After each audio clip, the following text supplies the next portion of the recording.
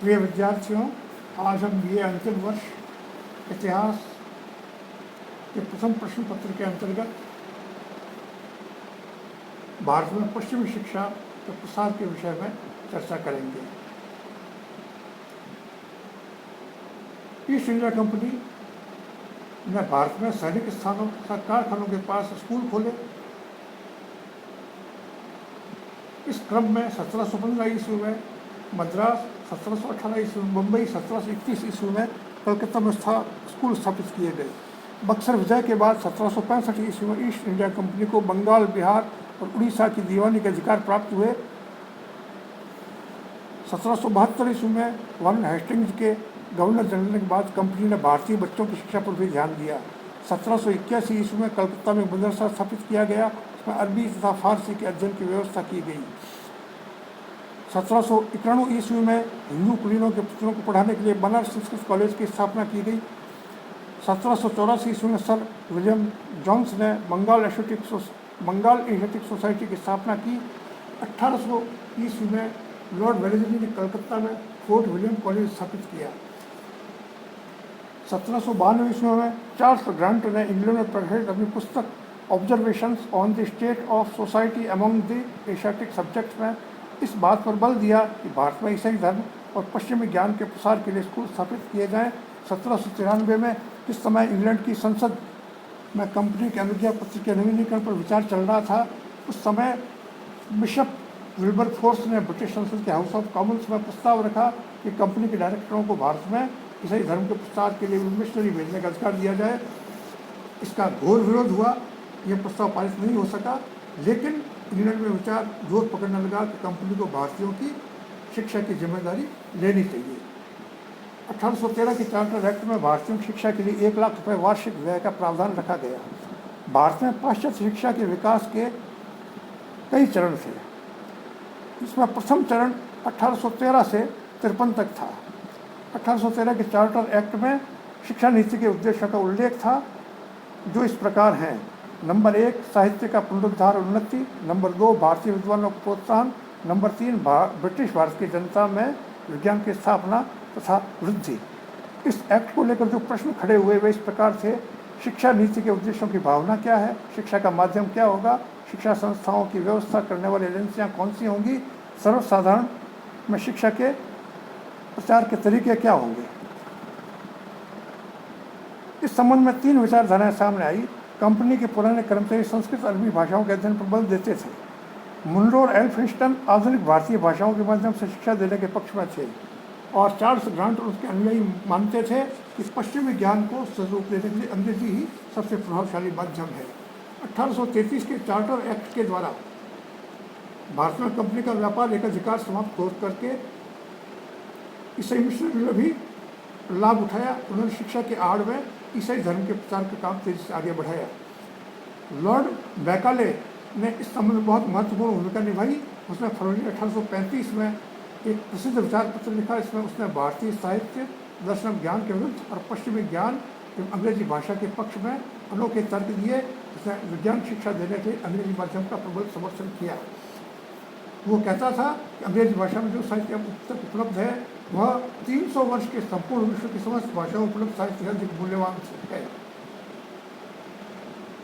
उसने भारतीय आयुर्विज्ञान, ज्योतिष, इतिहास और भूगोल पर करारा प्रभाव करते हुए लिखा: आयुर्विज्ञान के सिद्धांत जो एक अंग्रेज नालबंद का अपमान करेंगे, ज्योतिष शास्त्र जो एक अंग्रेजी बोर्डिंग स्कूल में पढ़ने वाली लड़कियों में हंसी पैदा करेगा, इतिहास जिसमें 30 फुट ऊंचे बादशाह और 30,000 वर्ष लंबा शासनकाल होगा, भूगोल जिसमें घी दूध के समुद्र होंगे, इन सबको सरकारी खर्च पर प्रोत्साहन क्यों दें।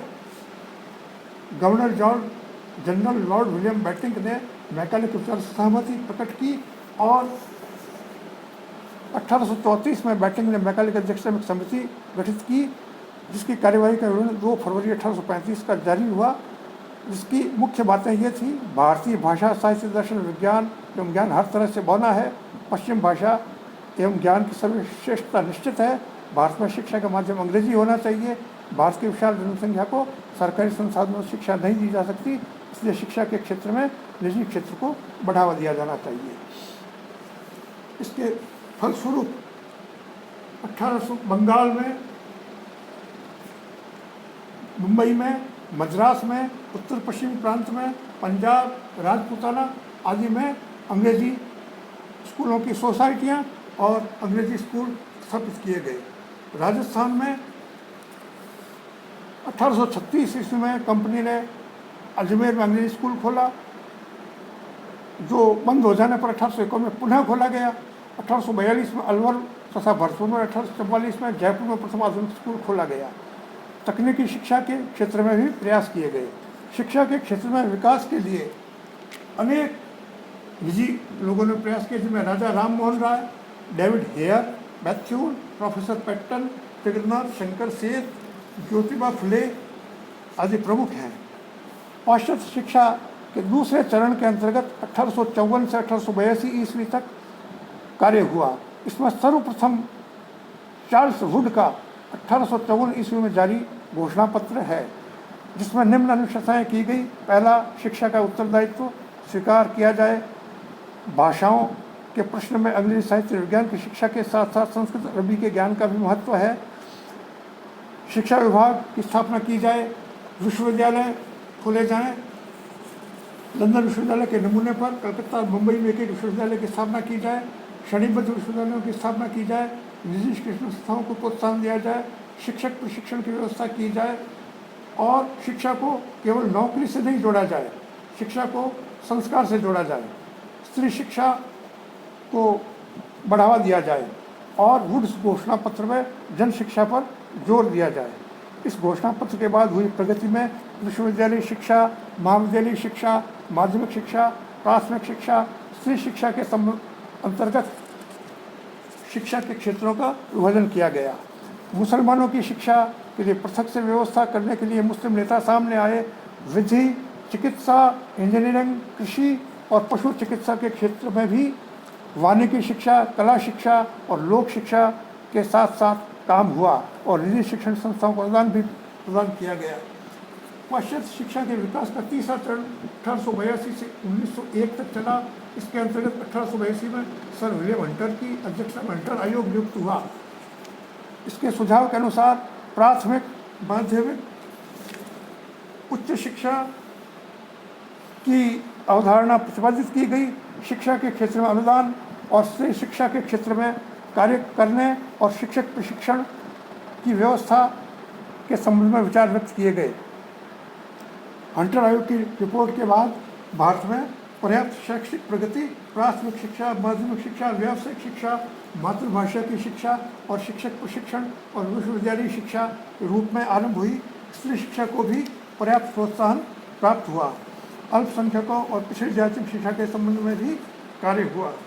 पाश्चात्य शिक्षा के विकास का चतुर्थ चरण 1901 से 1919 के बीच में चला। इसके अंतर्गत 1904 में विश्वविद्यालय अधिनियम पारित किया गया। विश्वविद्यालयों की प्रबंध और कार्यकारी संस्थाओं की सीनेट को महत्व दिया गया। विश्वविद्यालयों पर सरकारी नियंत्रण बढ़ा दिया गया। विश्वविद्यालयों के कार्यों का विस्तार किया गया। महाविद्यालयों को स्नातक स्तर की शिक्षा सौंपी गई। विश्वविद्यालयों में सिंडिकेट्स को वैधानिक मान्यता दी गई। विश्वविद्यालयों का अधिकार क्षेत्र महाविद्यालयों की विश्वविद्यालयों के मान्यता और संबद्ध तय करने की शक्ति गवर्नर जनरल को दी गई। 1913 ईस्वी के प्रस्ताव द्वारा भारत सरकार ने अशिक्षा को समाप्त करने की नीति स्वीकृत की। इसमें प्रांतीय सरकारों से निःशुल्क शिक्षा, प्राथमिक शिक्षा प्रदान करने हेतु शीघ्र कदम उठाने के जोर दिए गए। 1917 के सैडलर आयोग द्वारा कलकत्ता विश्वविद्यालय की समस्याओं के अध्ययन या निवारण हेतु आयोग की स्थापना की गई। इसमें भारतीय सदस्य सर आशुतोष मुखर्जी एवं डॉक्टर जियाउद्दीन अहमद सम्मिलित किए गए। सैडलर आयोग ने अनेक महत्वपूर्ण अनुशंसाएं की। पहला, इंटरमीडिएट स्तर तक शिक्षा विद्यालय शिक्षा को अंग हो तथा विश्वविद्यालयों में प्रवेश मैट्रिकुलेशन के स्थान पर इंटरमीडिएट के पश्चात मिले। नंबर 2, विश्वविद्यालयों को मैट्रिकुलेशन एवं इंटरमीडिएट स्तर की परीक्षाओं के बाहर से मुक्त करके अब माध्यमिक एवं इंटरमीडिएट शिक्षा बोर्ड का गठन किया जाए। इंटरमीडिएट के पश्चात स्नातक पाठ्यक्रम 3 वर्ष की अवधि का हो। मेधावी विद्यार्थियों के पास कोर्स से भिन्न ऑनर्स कोर्स का प्रावधान किया जाए। नंबर 4, कलकत्ता विश्वविद्यालय को वास्तविक अध्यापन विश्वविद्यालय बनाने के लिए पूर्णकालिक प्रोफेसरों की नियुक्ति की जाए। विश्वविद्यालय स्तर पर शिक्षा के विस्तार हेतु कलकत्ता विश्वविद्यालय में विशेष महिला शिक्षा बोर्ड स्थापित किया जाए। कलकत्ता विश्वविद्यालय का नियंत्रण भारत सरकार के स्थान पर बंगाल सरकार को स्थानांतरित किया जाए। पाश्चात्य शिक्षा के विकास का 5वां चरण 1939 से 1919 से 47 ईस्वी तक हुआ। वैध शासन के अंतर्गत 1919 से 1937 के अंतर्गत प्राथमिक शिक्षा पर जोर दिया गया और विश्वविद्यालय में केवल योग्य छात्रों को प्रवेश दिए जाने की अनुशंसा की गई। द्वितीय विश्व युद्ध के समय भारतीय शिक्षा में उल्लेखनीय कार्य नहीं हुआ। सर जॉन सर्जेंट ने 1944 में एक शिक्षा योजना तैयार की। इस योजना में 6 से 11 वर्ष के बच्चों को सार्वभौम व्यापक निःशुल्क अनिवार्य शिक्षा देने का प्रावधान दिया गया। इस प्रकार भारत में अब तक समाज आश्रित शिक्षा अब राज्य शिक्षा हो गई और जो केवल नौकरी के लिए ही किए जाने पर जोर दिया जाने लगा। धन्यवाद। आज के वीडियो में इतना ही। धन्यवाद। आज के वीडियो में इतना ही। धन्यवाद। आज के वीडियो में इतना ही। 3 बार बोल गया। बोलूँ